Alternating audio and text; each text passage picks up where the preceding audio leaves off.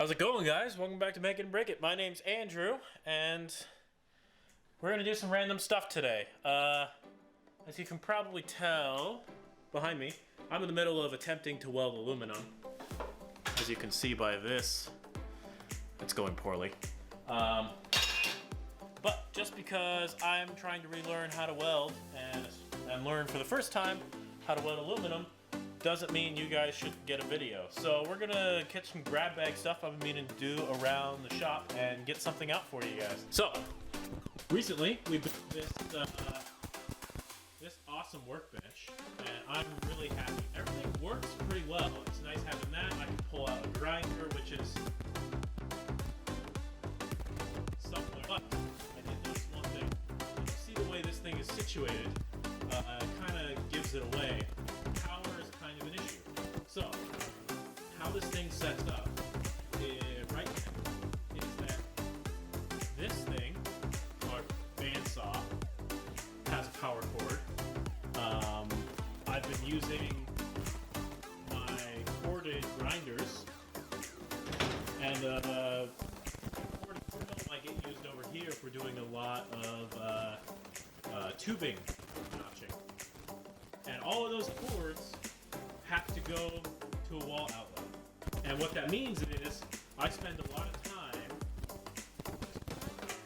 doing some stuff here, and then like, okay, cool, I got all my stuff cut. Unplug this, plug in the grinder, but the grinder doesn't reach too well, but I can't really spin it this way and still work on it, and I can't really spin it that way and keep so it ends up being a mess. So we're gonna fix that. We're gonna put one of these on.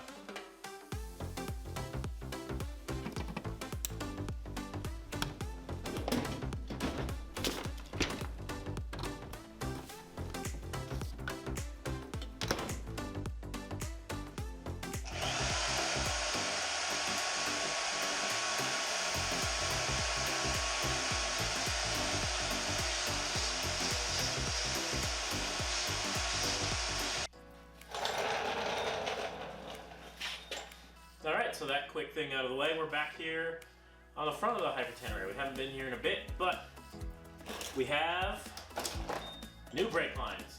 So, as you may or may not remember, when I was doing my whole conversion and front conversion kit, I broke a line. It's broken over here. And yeah, I feel pretty bad about that. So I went back and got a new set of brake lines. So these ones are the same ones, but they're in special colors. They're orange and black, which is kind of, orange and black is kind of our thing here. And I think it'd be cool to do this bike in maybe orange, or maybe it's mostly black with a little bit of orange accent. I'm not entirely certain. But orange and black brake lines seem cool. So we have fronts, but we also, just a color match, picked up some rears. This should be, hopefully, this looks awfully short. We'll check the length. But we have some rears, so let's get at least the fronts on here. I am kind of short on brake fluid. I have a bunch, but to be honest, that's really set up for the cars. So I've got this 1 12-ounce DOT4 brake fluid that I think we'll just use on the front here to make sure everything's good. And then that's kind of what I've got for now. We'll have to go out and get some, or more likely we'll have to order some in. So yeah, let's get to it.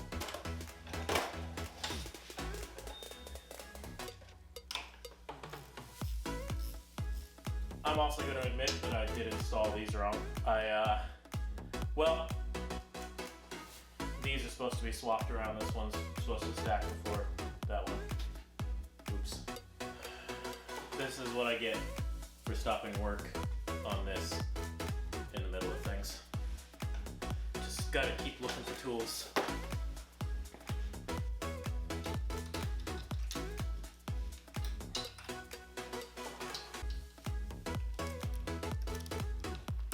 Kobe.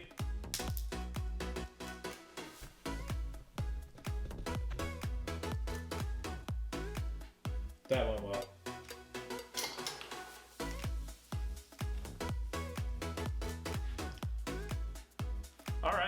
So we got our lines in, as you can see, and so far nothing's leaking, but we haven't finished our draining it. What am I thinking about? We haven't finished our bleeding yet. So bleeding motorcycles is just like bleeding cars.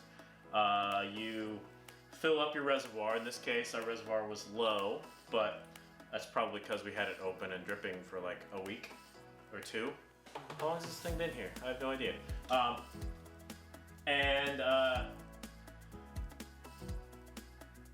Open up your reservoir, make sure it's full, and then you work from the farthest brake caliper to the closest from your brake reservoir.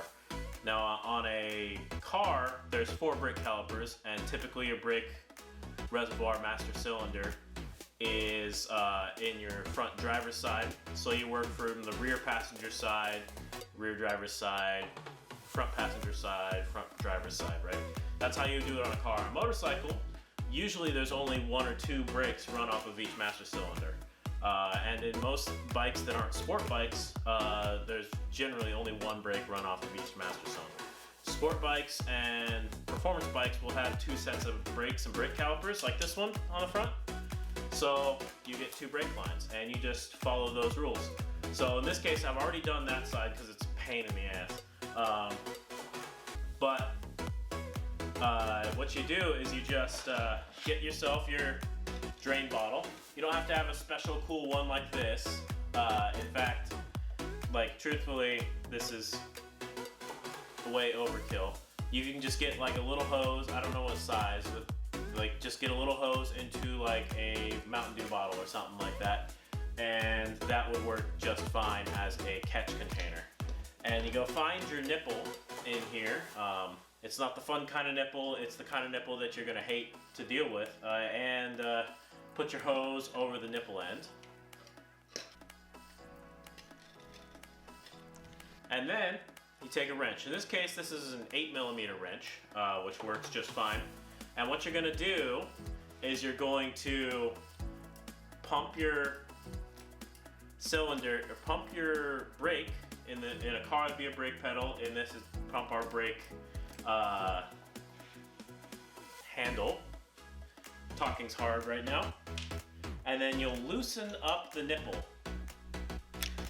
Ooh, there we go. That was a good run. You should feel the brakes should be much firmer if you're getting bled pretty well. So you pump it a few times and then crack it again, and it should go all the way to the floor in a car. In this, it goes all the way to your grip here. Do not let it up before you close your bleed screw. Otherwise, you're just gonna let air into your brake lines, which is exactly what we're trying to bleed out. And it's pretty much that simple. And because I bled from the farthest in, this is actually pretty close already. The feel is good. It's already firm, pretty far out. It doesn't have a whole lot of dead space. So it's quite firm already, pretty far out. And we're getting a good constant stream coming out of it. What I did do here is I used some slightly older brake fluid. So I'm probably going to want to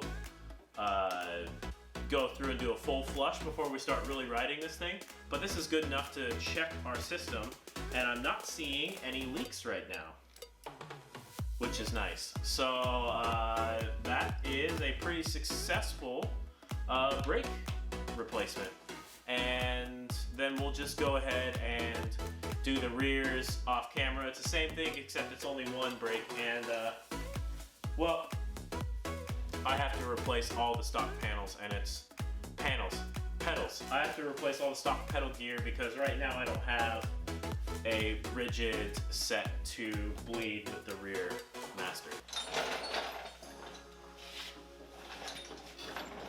So that's it for our quick update around the garage here, I guess. Got some more stuff coming down the pike. I will at some point here get not terrible at welding, I think, and we'll actually get this skid plate welded up. And yeah, some other cool stuff coming here soon. Thanks for watching, guys. Like, comment, subscribe, all the YouTube stuff. definitely hit that bell icon so you get notified when we put out a new video. And yeah, thanks for watching. My name's Andrew. It's another Make and Break It YouTube video, and we'll catch you later.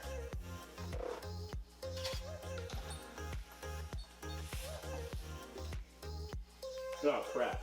Gotta plug it in.